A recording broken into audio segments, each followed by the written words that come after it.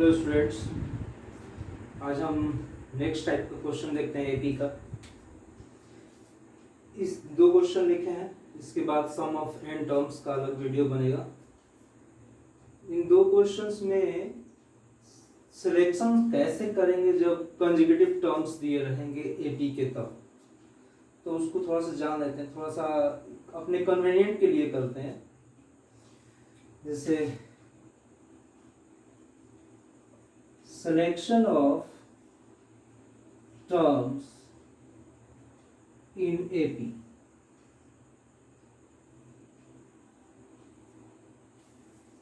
जैसे टर्म्स जो consecutive terms होते हैं एपी के क्या होते हैं, ए प्लस डी, ए प्लस 2d, दोनों का डिफरेंस क्या आ रहा है, डी डी करके आ रहा है, कॉमन डिफरेंस डी। ऐसे ही ए प्लस 3d, सबका कॉमन डिफरेंस डी आ रहा है।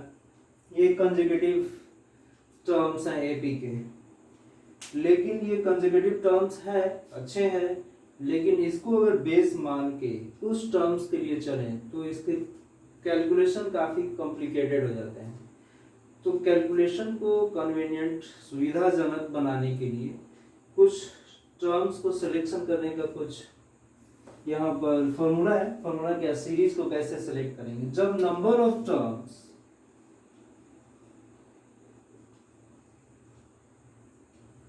तो एपी को कैसे सेलेक्ट करेंगे।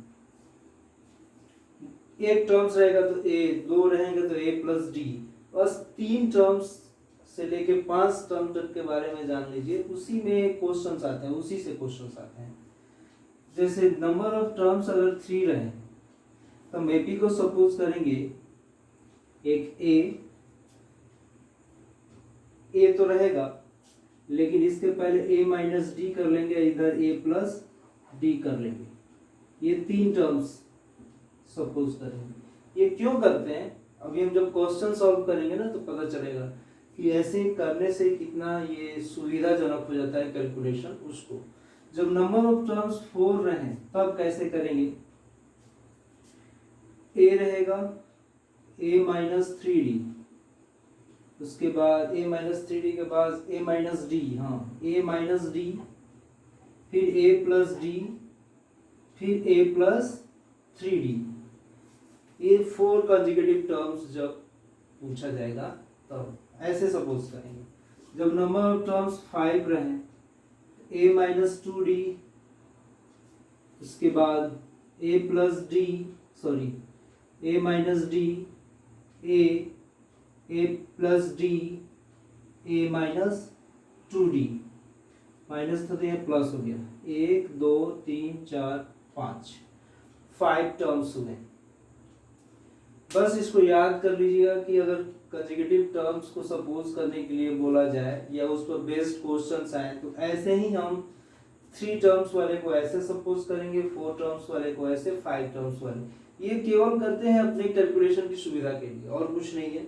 नहीं तो ऐसे तो ए प्लस डी, ए प्लस 2d, लेकिन देखेंगे वैसा कैलकुलेशन करेंगे तो काफी कॉम्प्लिकेटेड हो जाता है, देखेंगे हम। तो ये आप पॉज करके नोट कर लीजिएगा। अब क्वेश्चन इस पर बेस्ड करते हैं।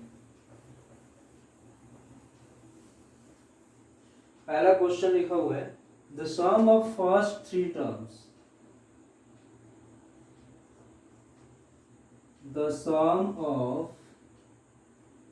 first 3 terms of an AP is 48 if the product of first and second term exceeds 4 times the third term by 12, then find the AP। AP क्या है वो फाइंड करें। देखिए इसमें फिर आ गया ना, the sum of first 3 terms, पहले 3 टर्म्स का सम। वैसे ही सपोज कर लेंगे कंसेक्यूटिव 3 टर्म्स को। कैसे सपोज करते हैं? Let the first 3 terms be a minus d, a plus d.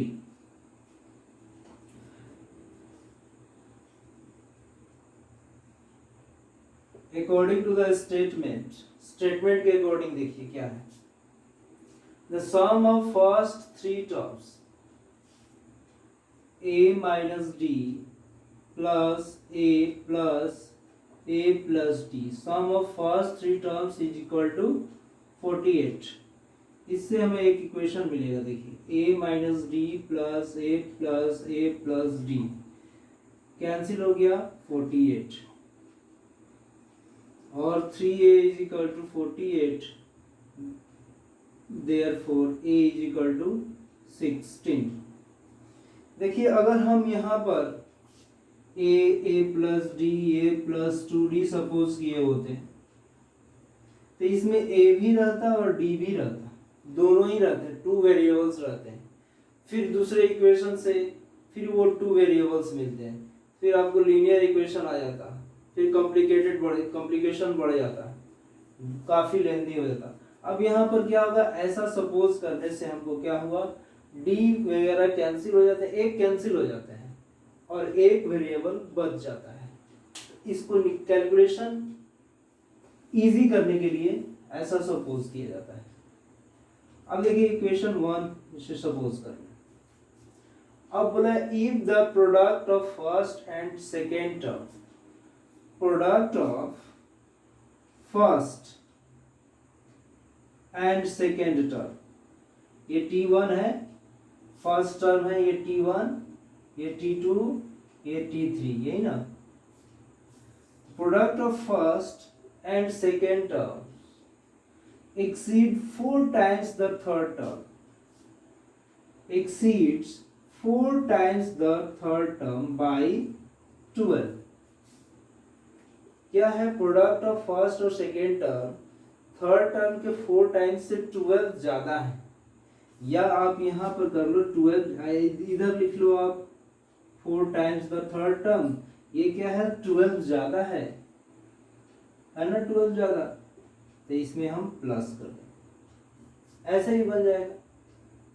या आप ऐसे ही बनाओ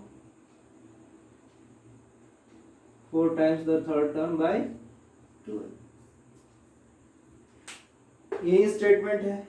इसको कैसे लिखेंगे, इसको लिखेंगे product of first means a minus d into T2 means a minus 4 into T3 means a plus d equal to 12 और a square minus ad minus 4a minus 4d equal to 12। इधर लेके आते हैं a square minus 4a, अब तो कुछ इसमें addition नहीं होगा, केवल अब क्या करेंगे a का वैल्यू पुट कर देंगे। a का वैल्यू पुट कर देते हैं यहाँ पर। ये क्या है 16 square minus a 16 into d minus 4 into 16 minus 4d equal to 12, 256, 16d minus 4d minus 64 equal to 12। क्या करते हैं, इस d को उधर लेके चले जाते हैं, 256 minus 64 minus 12 is equal to 20d, ये दोनों d उधर चलेगा। अब ये क्या होगा, 6 7 2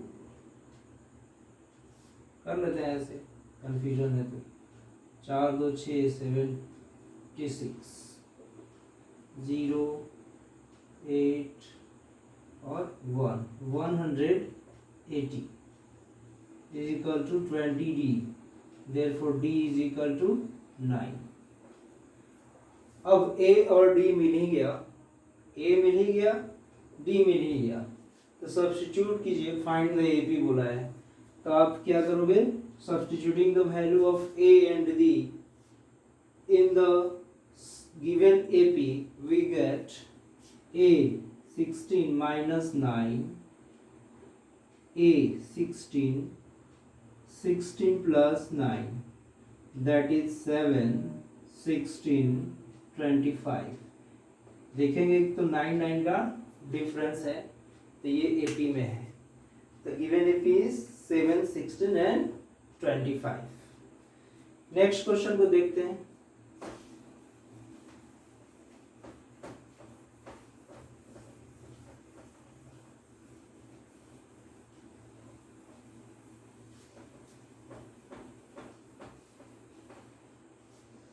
Divide 32 into 4 parts. Divide 32 into 4 parts. Which are the 4 terms of an AP? Which are the 4 terms of an AP? Such that the product of the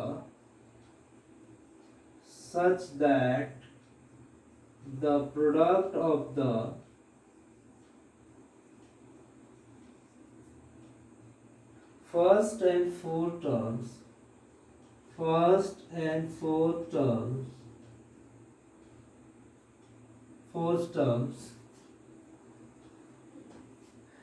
is to the product of second and third term as 7:15। देखिए, divide 32 into 4 parts. अब 32 को 4 parts में divide करना है, फिर हमको AP का series select करना पड़ेगा। बोला गया है कि ये एपी का है, तो एपी को ही सीरीज 4 पार्ट्स के सीरीज को कैसे सेलेक्ट करते हैं, अभी बताएं। सिलेक्शन ऑफ टर्म्स में 4 टर्म्स रहते हैं, तो कैसे सेलेक्ट करते हैं। Let the 4 parts of an AP be A minus 2D, ये ना A minus 2D, 3D, वो 5 में होता है। A minus 3D, A minus D, A plus D, A minus D, A plus D and A plus 3D, यही 4 parts series है। अब according to the statement कैसे, according to the statement divide 32 into 4 parts and 4 terms। These are the 4 terms। Divide करना है means सबका summation क्या आएगा, ये सब ऐसे बटे हुए हैं कि सब मिलकर 32 है। A minus 3D plus A minus D plus A plus D plus A plus 3D equal to 32। यहां से एक इक्वेशन मिलेगा, A minus 3D plus A minus D plus A plus D plus A plus 3D is equal to 2। 3D D और D cancel हो गए, 4A is equal to 32, therefore A is equal to 8। Okay, A निकल गया। अब फिर दूसरा condition क्या है, such that the product of the first and fourth term, second case में से according to the second condition, यहां हम सेकेंड कंडीशन लिखने जाएंगे।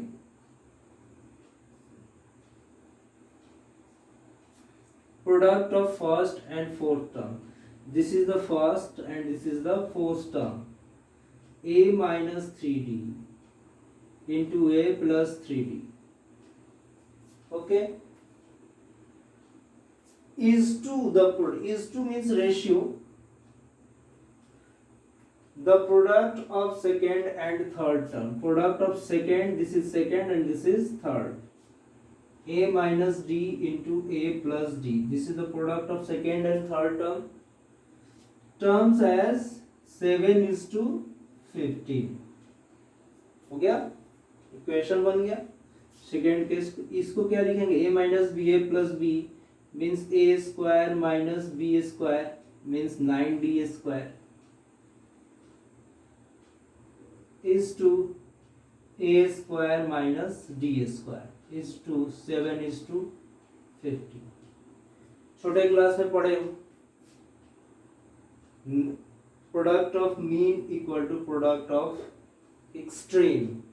नजदीक से नजदीक और दूर से दूर को मल्टीप्लाई करते हैं. नहीं तो आप न्यूमरेटर और डिनोमिनेटर के फॉर्म में ले जाओ और क्रॉस मल्टीप्लिकेशन करो, एक ही बात.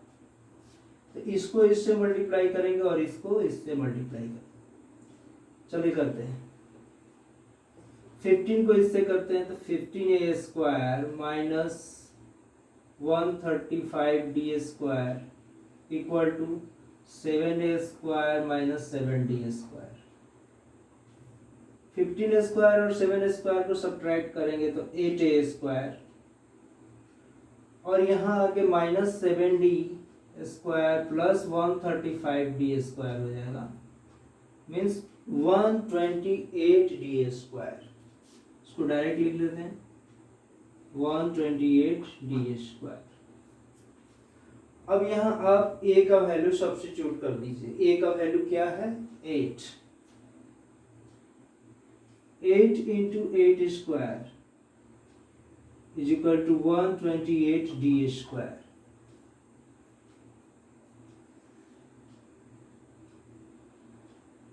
तो क्या हो जाएगा? D square equal to 8 into 64 divided by 8 into 64 divided by 128.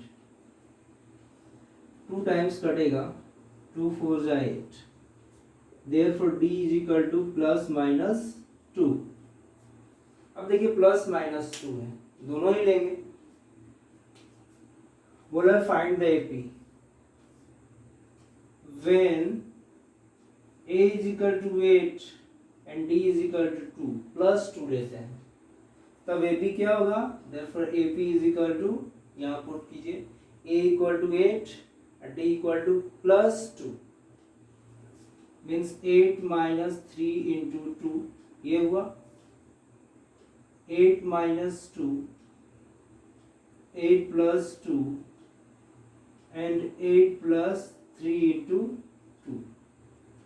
6, 8 minus 6, 2, 6, 10, 3 2 जा 6 और 8 14. ओके, जब नेगेटिव साइन लेते हैं when A is equal to 8 and D equal to minus 2, तब AP क्या होगा? 8 minus 3 into minus 2 plus comma A means 8 minus 2. Third क्या होगा? A means 8 plus minus 2. Fourth क्या होगा? 8 plus 3 into minus 2. यहाँ पर क्या आएंगे? ये 3 2 जा 6 प्लस 6 हो जाएगा, ये 14 हो गया. जस्ट इसका रिवर्स हो जाएगा.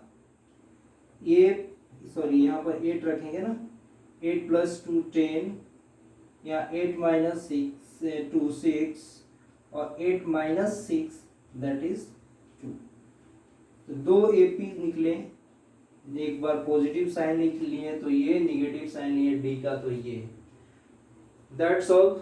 नेक्स्ट वीडियो में हम सम ऑफ n टर्म्स कोशिश करेंगे हम इसको सम ऑफ n टर्म्स को एक ही वीडियो में खत्म करने के लिए, नहीं तो 2 वीडियो रहेगा. That's all.